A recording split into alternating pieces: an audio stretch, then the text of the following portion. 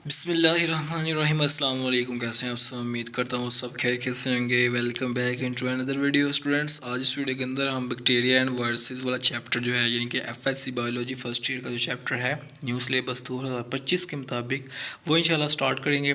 तो मैं उम्मीद करता हूँ आप जो है ना वो कंसंट्रेशन के साथ पूरा लेक्चर सुनेंगे, फिर इंशाल्लाह आपको हर चीज़ हर पॉइंट अच्छे से समझ आ जाएगा। Okay, so let's start our topic today. सबसे पहले हम इस चैप्टर का इंट्रोडक्शन देखेंगे। थोड़ा सा मैं स्टडी करता हूँ।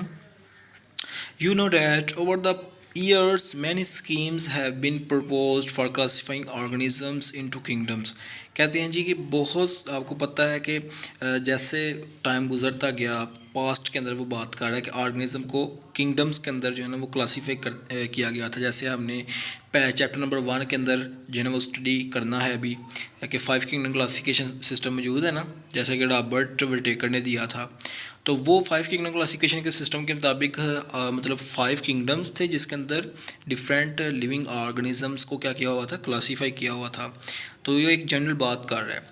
कहता है this system classified the organisms in comprehensive way, यानी कि एक बहुत डिटेल के अंदर जो है ना वो ऑर्गेनिजम्स को ना इस सिस्टम के अंदर यानी कि जो 5 किंगडम क्लासिफिकेशन सिस्टम था इसके अंदर क्लासीफाई किया हुआ था, नहीं रखा हुआ था।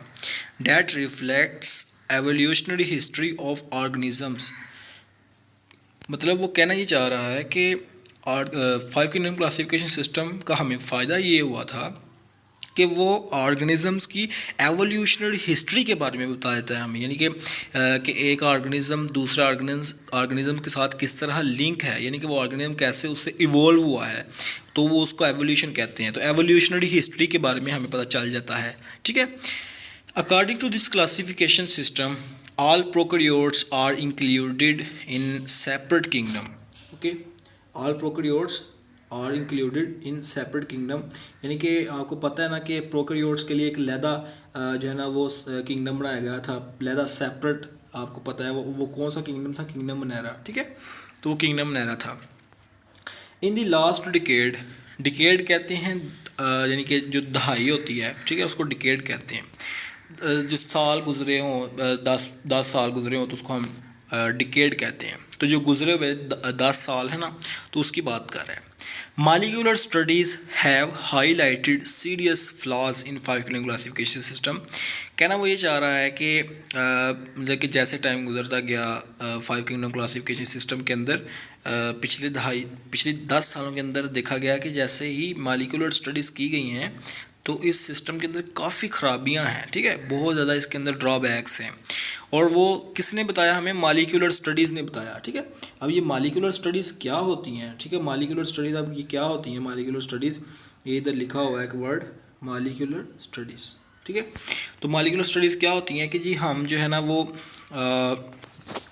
क्या करते हैं कि हम मॉलिक्यूल्स जो कि मॉलिक्यूलर एविडेंस लेते हैं, यानी कि एक फ़र्ज़ कर लो एक ऑर्गेनिज़म है, ठीक है, उसके हमने स्टडी किया, उसके सेल को स्टडी किया, सेल के अंदर पाए जाने वाले डिफरेंट मॉलिक्यूल्स को जो है ना वो केमिकली और माइक्रोस्कोपिकली जैसे ही हमने स्टडी किया तो फिर हमें पता चला कि ये जो हमने इसकी क्लासिफिकेशन की है ये गलत है। ठीक है, तो इस तरह हमें पता चला कि ये 5 किंगडम क्लासिफिकेशन के अंदर थोड़े ड्रॉबैक्स हैं।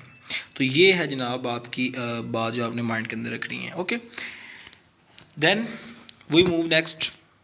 You have also studies in chapter 1, अभी हमने पढ़ा नहीं है, बहरहाल देख लेते हैं वो क्या कह रहे हैं।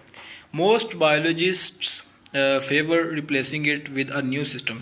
कहता है कि चैप्टर नंबर 1 के अंदर ये बताया गया है कि बहुत से अब जो बायोलॉजिस्ट होते हैं ना, बायोलॉजिस्ट वो कहते हैं जी हम ना 5 किंगडम क्लासिफिकेशन सिस्टम को रिप्लेस करके ना एक नया सिस्टम बनाते हैं। ठीक है ना, एक नया जो है ना वो सिस्टम बनेगा, उसको हम कहेंगे 3 डोमेन सिस्टम।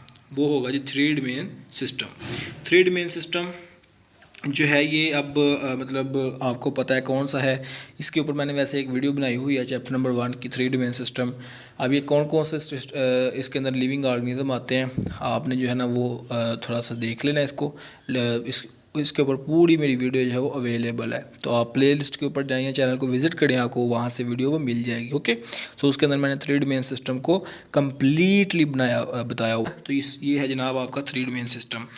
तो ये MCQ या शॉर्ट क्वेश्चन इससे पूछा जा सकता है। 3 domain system is more aligned with data gained from molecular studies। तो वही बात वो कह रहा है कि जो है 3 domain सिस्टम है इसको ज़्यादा प्रेफर किया जा रहा है, इसको ज़्यादा जो है ना वो अथेंटिक समझा जा रहा है, क्योंकि मालिकुलर स्टडीज़ हमें ये बताती हैं भाई ये जानवर लिविंग ऑर्गेनिज्म है, ये यूकैरियोटिक है, वो फिर यूकैरियोटिक वाले डोमेन में आएगा। फिर इसी तरह किसी और लिविंग ऑर्गेनिज्म के हमने मालिकुलर एविडेंसेस को देखा तो वो जो है ना वो प्रोकैरियोट है, फिर हमने उसको प्रोकैरियोट के आगे देखा कि ये बैक्टीरिया वाले डोमेन में जाएगा। You know that bacteria are prokaryotes classified in the domain of their own. तो मैंने अभी आपको बताया कि जो 3 डोमेन्स हैं वो कौन कौन सी हैं जी। तो प्रोकैरियोट्स के जो बैक्टीरिया है, ये बैक्टीरिया प्रोकैरियोट्स है ना, तो बैक्टीरिया को जो है ना उनके अपने ही डोमेन के अंदर रखा गया है, ठीक है जी। The domain bacteria in this chapter will study detail.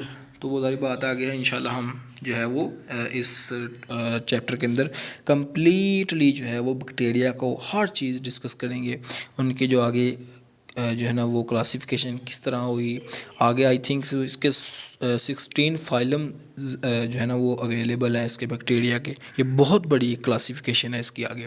तो इंशाल्लाह हम each and everything will discuss in this chapter. So आप चैनल पर नए हैं तो प्लीज़ को कीजिएगा subscribe. Stay connected with me. मिलती है नेक्स्ट वीडियो के अंदर। अल्लाह हाफिज़।